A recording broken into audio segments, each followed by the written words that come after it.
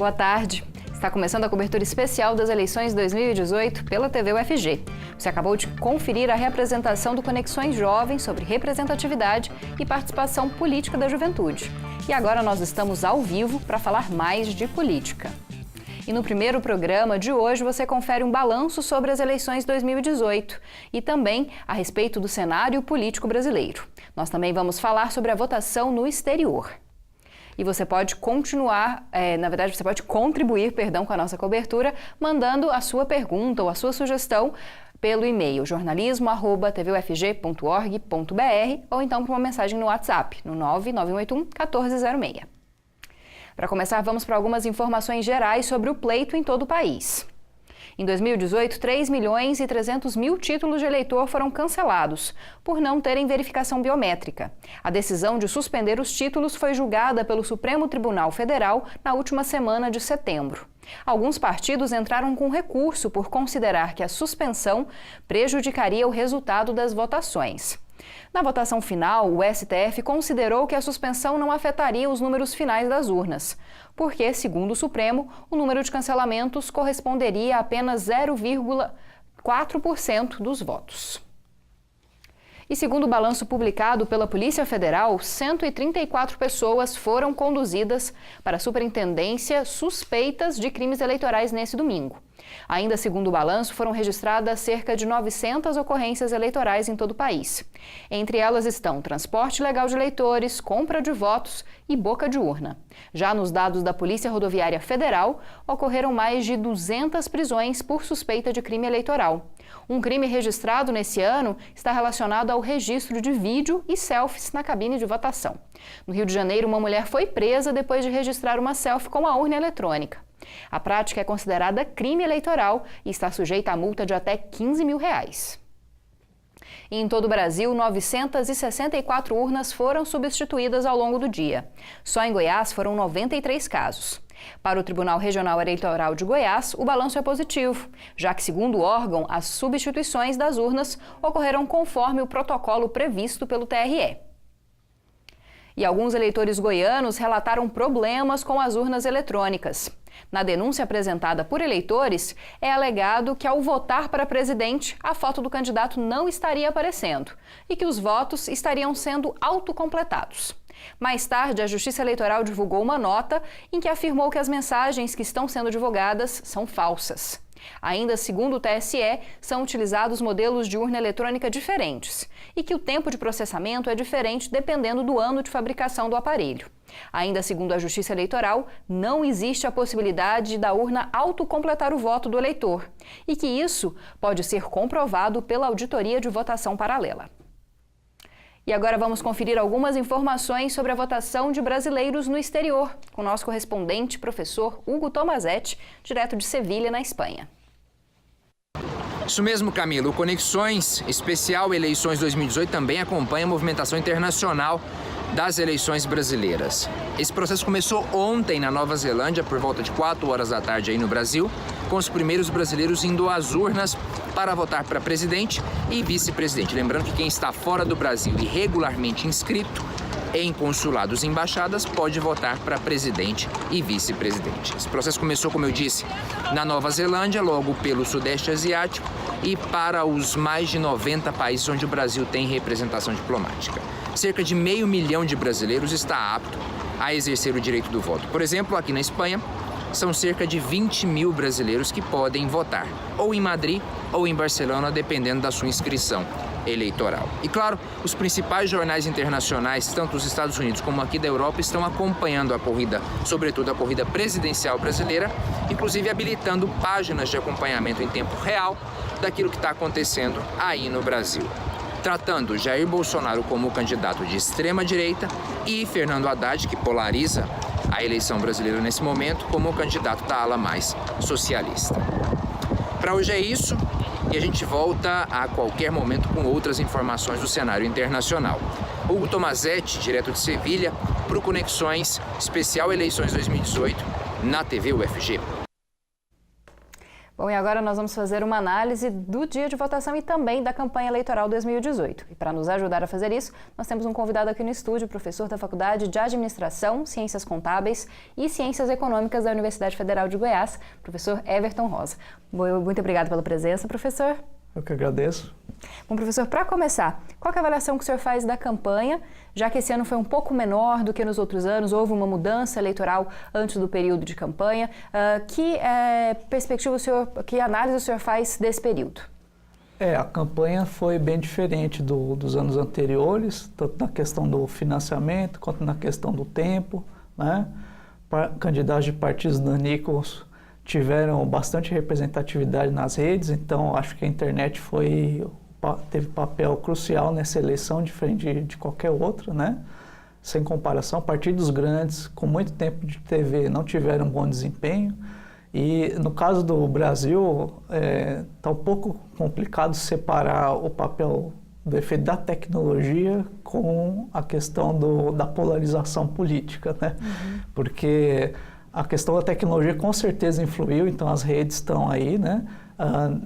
Dando para perceber essa movimentação, mas o problema é que candidatos fora dos grandes partidos tiveram muita relevância, muita repercussão, independente da quantidade de dinheiro, né, destinada ao partido. Então isso aí foi realmente novo. Esse é com certeza o ponto singular, né, da nossa eleição desse ano. Então a gente pode dizer que as redes sociais elas estão substituindo o papel que rádio e televisão têm até o momento, são os locais onde o TRE tem mais também, que organiza tempo de TV e de rádio, agora as redes sociais é que vão dominar esse cenário? Assim, a colocação que eu estou colocando é justamente por conta do fenômeno do Bolsonaro. Então, eu não diria que substitui, eu acredito que o que aparece na cobertura tradicional do rádio e da TV é muito potencializado nas redes sociais depois, né? Então, eu destaco isso porque antes o candidato líder nas pesquisas, ninguém conhecia ele, até ele ir para o rádio e para a TV, né?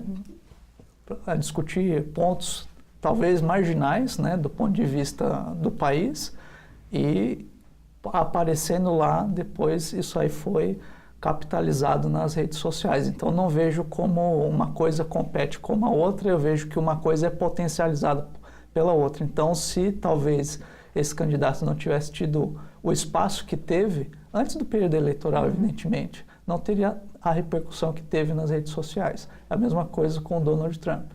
Antes da eleição do Trump, também ele estava lá, sempre notícia, nos jornais, na TV. Então, a hora que chega a campanha eleitoral, aquilo lá explode nas redes sociais. E a campanha nas redes sociais ela é feita muito pelos memes, né, vários memes de candidatos, e também pelas fake news. Como é que o senhor avalia isso? O papel do bom humor, né?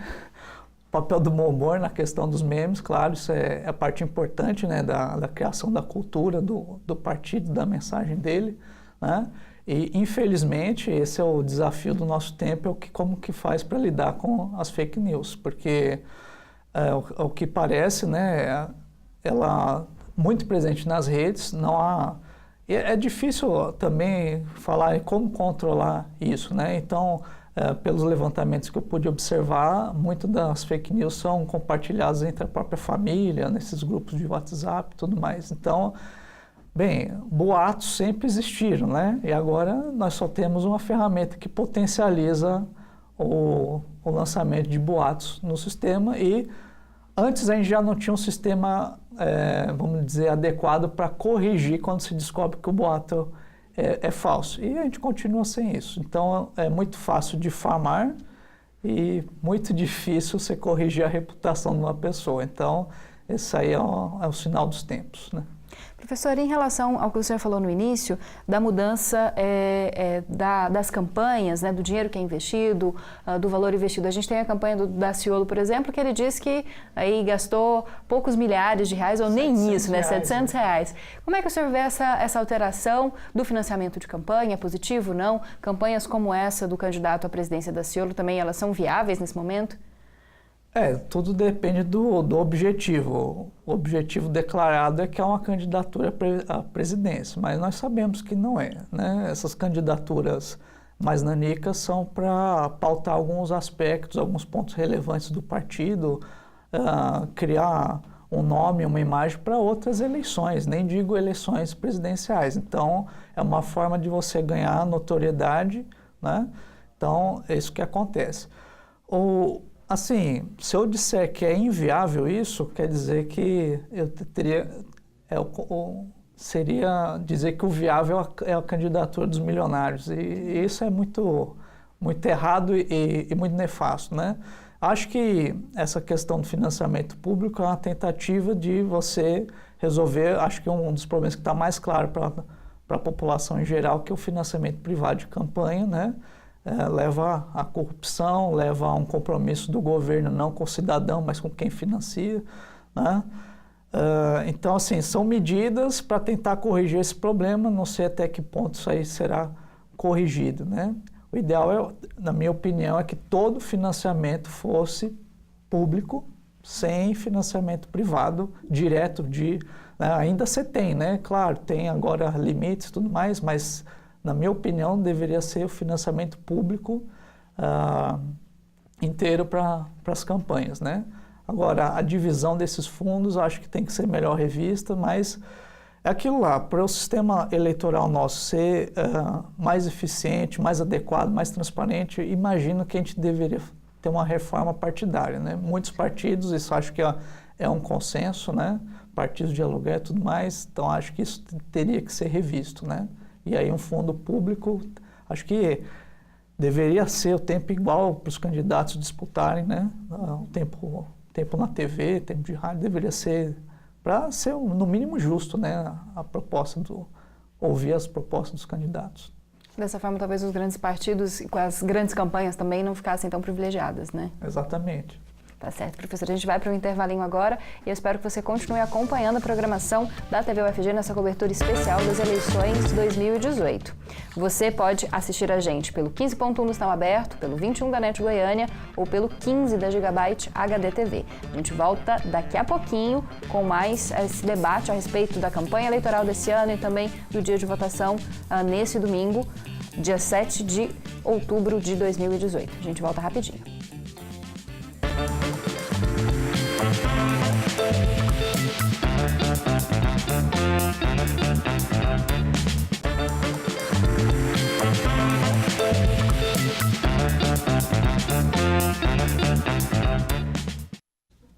Voltamos com a nossa cobertura especial das eleições de 2018 aqui na TV UFG. Vamos continuar a conversar a respeito do cenário político de 2018, também da campanha eleitoral, agora com a presença da professora da Faculdade de Direito da UFG, Bachira Santos. Olá, professora, obrigada pela presença. Olá, boa tarde. Boa tarde. E continuamos com a presença do professor Everton Rosa, da FACE UFG. Bom, professor, eu vou começar com a senhora. Essa campanha foi marcada pela polarização política, por discussões acaloradas, principalmente em redes sociais, como a gente falou no primeiro bloco, e pelo ápice aí do atentado contra o candidato do PSL, Jair Bolsonaro, o candidato à presidência. A senhora acha que essa campanha, essas eleições, elas estão sendo violentas? Olha, essa campanha tem tido a difusão de discursos muito violentos, né? E discursos justificadores da violência. Então, aconteceram vários episódios que demonstram essa naturalização da violência, essa aceitação da violência, discursos justificadores de violência. Então, isso foi muito presente na campanha. Vários gestos demonstraram isso, como, por exemplo, a destruição da placa em homenagem a Marielle Franco, no Rio de Janeiro, a facada no Bolsonaro, também outros atentados, né, contra outros candidatos. Mas o mais preocupante, do meu ponto de vista, é a difusão de um discurso autoritário, um discurso de aceitação da violência e de propaganda da violência como um ato de governo. Então, a questão de se dizer, por exemplo, que no próximo governo, né, a polícia já vai chegar matando, né? Então, esse tipo de violência é muito assustador, né? A naturalização da violência da ditadura militar, como né? Mas isso tudo também é fruto de uma sociedade que também não fez o seu exame de consciência após o fim da ditadura militar, né?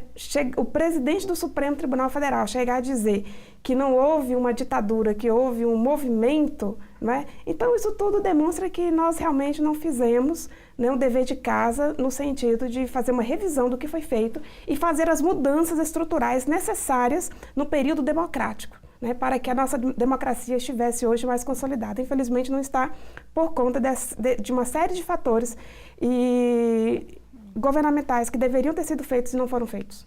Professor Everton?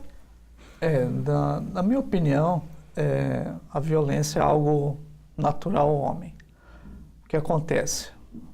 Nós podemos criar instituições e regras para controlar isso, para isso não se manifestar, e nós podemos criar valores, cultura e instituições que incentivem esse caráter violento. Então, não muito tempo atrás, nós no Brasil tivemos escravidão, toda violência é autorizada, né, nesse tipo de institucionalidade. No antigo regime, a mesma coisa, com servos. Na antiguidade clássica, a mesma coisa. No nosso Brasil, nós tivemos há pouco tempo um regime militar, né, que também não poupava o uso da violência. Então, assim, a violência é algo natural ao homem, assim como a generosidade, a fraternidade. Dependendo das instituições, dos valores que se constituem e se incentiva a violência ou incentiva o diálogo e o entendimento. Na minha opinião, desde 2013, para pôr uma data, nós não estamos incentivando o diálogo e manifestações pacíficas. Então, há, na minha opinião, uma aceleração, né, gradativa do discurso, e do discurso vai para atos. E eu tenho bastante receio do que será né, segunda-feira para frente, né, se nós vamos ter uma reversão do discurso, né, para ter mais consciência, para a gente constituir aqui instituições, regras e uma cultura mais pacífica, ou se não, nós vamos incentivar essa tendência que está em alta, né? Bom, professor, um outro fato marcante dessa eleição foi inicialmente um candidato que estava preso, né? Lula foi colocado como candidato. Como é que a prisão do ex-presidente Lula interferiu nessa campanha, interferiu nos rumos da política nesse ano? Olha, tendo em vista que os governos do PT não fizeram as reformas no campo penal que precisavam ser feitos, não fez o enfrentamento que precisava ser feito, especialmente na segurança pública, certo? O governo PT acabou embarcando na onda do punitivismo, certo? E, então, a própria prisão do Lula depois acabou fomentando e aumentando ainda mais um sentimento de anti-PT, né? Então, infelizmente, assim, eu acho que o partido, não só o Partido dos Trabalhadores, não só os partidos de esquerda, mas todas as pessoas progressistas que têm bom senso, nós vamos ter que dialogar, aprender a dialogar. Isso é muito importante para que a gente possa manter a unidade nacional, no sentido de você ter um campo de discurso, de diálogo, né, onde o que se seja dito seja realmente entendido, né, porque nós temos hoje vários discursos que, inclusive, de pessoas que defendem coisas contrárias aos seus interesses. Então, isso precisamos de uma maior clareza e vamos ter que dialogar com todas essas pessoas que, nesse momento, estão votando em um candidato movido nesse sentimento de anti-Lula e anti-PT, mas, ao mesmo tempo, aceitando práticas fascistas, práticas violentas. Então, no momento, eu acho que o grande desafio nosso, enquanto nação, é dialogar. Professor Everton? Sim, a prisão do Lula, com certeza, modificou bastante, né, a primeira eleição do período democrático sem o Lula, né, presidencial, né? Isso abriu uma possibilidade no campo progressista para outras personalidades disputarem a hegemonia desse campo, né, que era algo que estava centralizado na figura do Lula, né? Então, esse é um lado positivo da diversificação, mas eu não vou ser, vamos dizer assim, muito otimista com isso, porque foi claramente uma perseguição política que nós vivemos. O problema não era o Lula, e sim o que ele representa. E o que ele representa no Brasil desigual é o combate a essa desigualdade, seja ela bem conquistada nos planos da política econômica ou não, né? Então, foi combatida essa ideia. Então, nós passamos ao discurso da polarização, né? E há o sentimento anti-PT, anti-Lula. Isso é fácil de entender, né? Eu acho que é até aceitável, né? A partir do momento em que esse projeto não me representa como classe média, por exemplo. Agora, para mim o agravante é que além do anti-PT, anti-Lula, tem o pró alguma coisa. E o pró alguma coisa que está o problema. É pró-arma, é pró-valores conservadores, né? É pró-autoritarismo, é pró-intervenção militar de um jeito ou de outro, né? E esse é o problema. Se ficasse aqui só no anti-Lula, anti-esquerda, era até tolerável, talvez até saudável para propiciar o debate das ideias. O problema é que não é isso. E para onde a gente está caminhando, estamos caminhando para a falta de diálogo daqui para frente. Essa é a minha maior preocupação. Então, nossa discussão política é superficial e parece que a gente está na Guerra Fria, né? Infelizmente, né? Bom, professora, eu vou ter que encerrar então, e a gente vai rapidinho para ver como é que está a apuração, já inicialmente nos primeiros minutos de apuração do governo estadual. Aí bem pouquinho, né, totalizado, só 3% nesse momento. Inicialmente, Ronaldo Caiado com 47%, mais de 47%, né, 47,28%. Zé Elton com 34% e Daniel Vilela com 10%. Bem inicial mesmo, nos 20 primeiros minutos de apuração. Nos próximos programas, a partir de agora, a gente continua a mostrar a apuração, tanto de governo estadual, também do Senado Federal e para a Presidência da República. E a gente vai continuar comentando esses dados. Queria agradecer, muito obrigada pela presença, professor Everton. Eu que agradeço, muito obrigado. Obrigada também, professora Bartira. À disposição. Muito obrigada. Bom, e continue acompanhando a cobertura das eleições de 2018 aqui na TV UFG. Daqui a pouco, às 6 horas da noite, tem mais uma discussão aqui no estúdio, dessa vez sobre o cenário estadual. Eu espero que você contribua com o nosso programa. Mande seu e-mail para jornalismo@tvufg.org.br ou então uma mensagem no WhatsApp, 99181 1406. Até logo, às 6 horas da noite.